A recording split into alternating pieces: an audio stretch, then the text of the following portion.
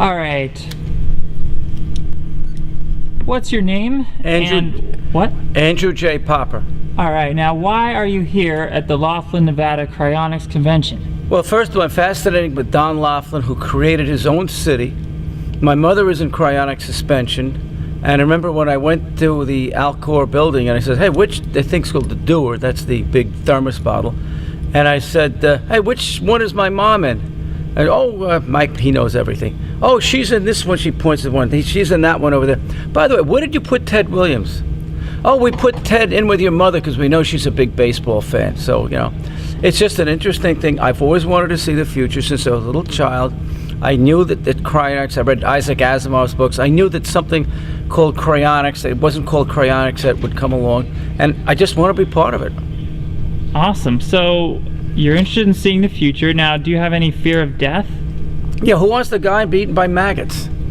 Yeah. I want to see, you know, what's happening, when we're going to contact extraterrestrials. I want my flying car, I want my personal robot, and I know these things are coming quickly. I want it, when I'm taking a trip, I'd like to be able to take a nap in the back seat of the car and let the car drive itself. Absolutely. And these things are coming. So, what about the idea of living forever? Is that part of your motivation? Are you interested in the idea of eternal life? Of course. You know, I want to see the future, and I know things are getting better and better with Moore's Law, things doubling every 2 years. And I think all kinds of amazing inventions, things are going to come along. Who would think I have my little iPhone that has more computing power by a factor of 1,000 than the computers that put man on the moon? All right. So how optimistic are you that cryonics is actually going to work and you're going to be resuscitated in the future? Okay, I think the cryonics can work, but political events might intervene. You know, the Greeks, all the brilliant Greeks ran the Library of Alexandria, but barbarians in the streets of the city. Eventually, religious fanatics, led by Bishop Cyril, they burned the library and skinned alive the librarian. If we're in that Dewar and the invaders come in from South America, you know, we have right now, we have all these viruses coming in, this enterovirus. A lot of American kids are being killed. And we're sitting there helpless in this little building with a bunch of corpuscles, and I think that's the biggest threat, that if the country disintegrates like the Roman Empire, we're not coming back.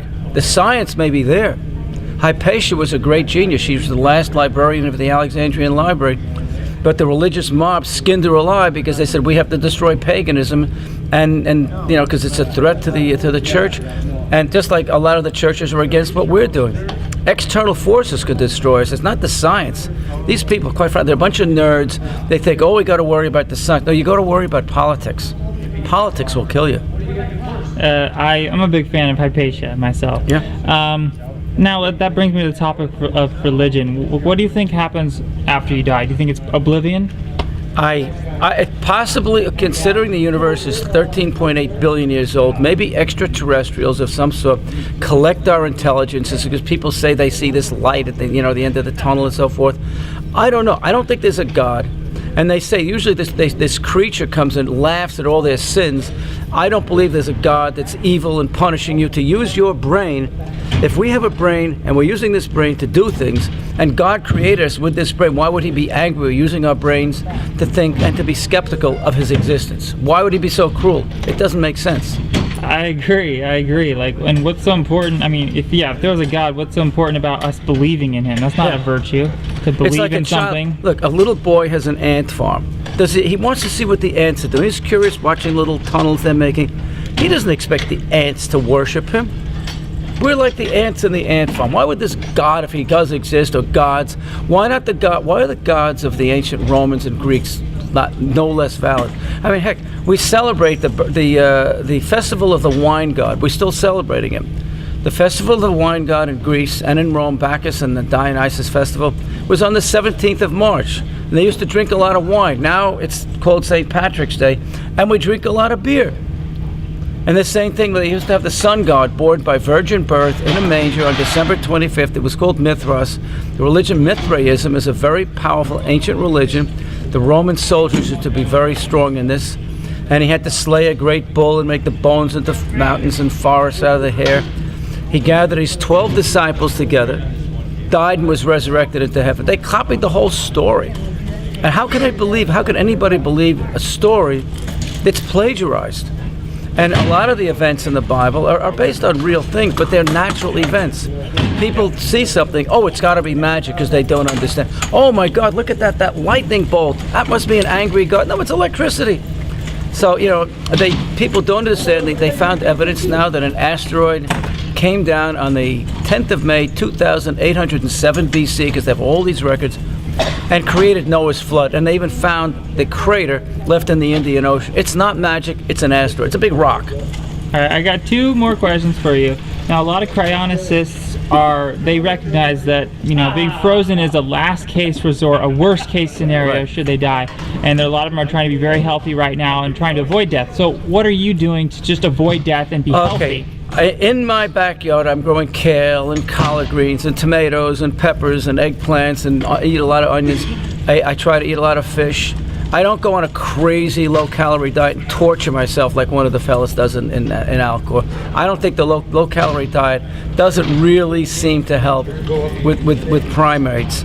But you avoid, smoking cigarettes, avoid eating, nitrite-containing foods, hot dogs. Children that eat 2 hot dogs a week have 3 times the rate of brain cancer. I avoid nitrites. And if you heat nitrites, the amines in the meat with the nitrites make nitrosamine, which is a terrible cancer causer. So you can avoid, obvious causes of ill health. I try to run 30 miles a week. I try to swim at least 5 miles a week. I lift weights. I work in the backyard with a pickaxe and a shovel growing my food. Not just to save money. I'll admit, I'm Jewish, and I probably have the first penny I ever earned. They say Jesus saves, Moses invests. But really, if you avoid obvious things that are going to kill you, like nitrites and cigarettes and getting drunk and driving. I drink wine. I make my own wine. I have wine yeast and the grape juice from Costco. I ferment it. So I drink moderate amounts of wine when I'm worried about some politician whose name I won't even mention right now, I think is trying to destroy the country. And I wake up and worry about that. I take a little of my homemade wine, no sulfites, no poisons in it. So I do that. I go within reason. All right, so it's safe to say, I think, that you're a fan of living forever. You're a fan of eternal life, right? Yes. Why not? All right, so fill in the blank. Last question, fill in the blank. I'm an eternal life fan because... Because simply, I want to see all the new exciting events. I put my iPhone down here. Look at this little device here. This little device has more computing power, as I said before, than all the computers they used to put a man on the moon. What's going to happen? There's an iPhone 6. This is a 5. Then there's going to be the 7. There's going to be incredible amounts of power. I was lost coming down here. There's a little thing in here called Siri. Siri, I want to know the directions to get to Laughlin, Nevada, and step by step, this is like a miracle. And pretty soon I'll be talking to my car, and the car will drive. I want to see these things. Life is going to be fun. I want a robot that's going to clean my dirty dishes, wash my clothes, and maybe go outside and dig up my backyard and plant my seeds, and hopefully with genetically enhanced, and not genetically, they have the GMO stuff. This is a great idea. We could make seeds, make plants that can grow in much less water, with more vitamins, more nutritious, and disease resistant, so we don't have to spray the insecticides and the fungicides and all these nasty chemicals. Look, a lot of people are afraid of change. And sometimes change is good.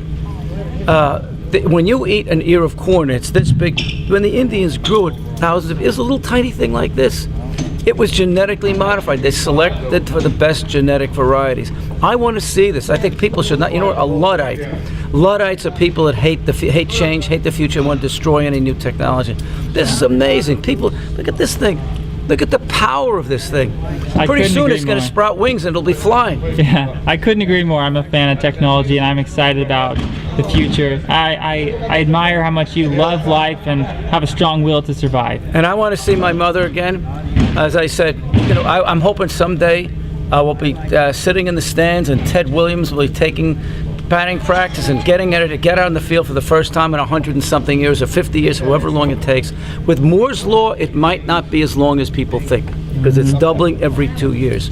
2, 4, 8, 6, and that means in 20 years things go up by a factor of 1,000. In another 20 years, then it becomes 1 million. It's and the computers will figure out the answers. Any question we have, they'll answer it. And maybe they're extraterrestrials. Maybe they'll contact us. I don't know. But I want to see those days. Awesome. And being buried and eaten by maggots, you're not going to see anything. No, and I don't believe there's a magic man in the sky. And if God were really there, the first Christian country in the world was Armenia. The Muslims practically exterminated them. So obviously all their prayers didn't help. And the Jews that think that God is going to save them, they didn't do too well in Auschwitz. And all the Buddhists in Cambodia, Lord Buddha didn't help them too much when half the population practically were exterminated by communists. And you can go on and on and on. And the Muslims that think they're so smart, then why do they live so miserably? They keep their women illiterate. The illiterate women raise illiterate children. They live in poverty and misery. They think that they should rule. They're turning their own lives into torture and misery. So all these religions, I think, are demonstrably false because all the religions, the gods and the prophets, they're not helping their own people. The more religious people are, it seems like the more poverty-stricken and miserable they are. You're not going to. If you want to, if we have a brain, we can use our brain to change things. Waiting for some magic man or deity to do it for us is waiting for Godot. If you ever heard of that old play. All right. So thank you very much for the Okay. interview. I hope to see you in billions of years.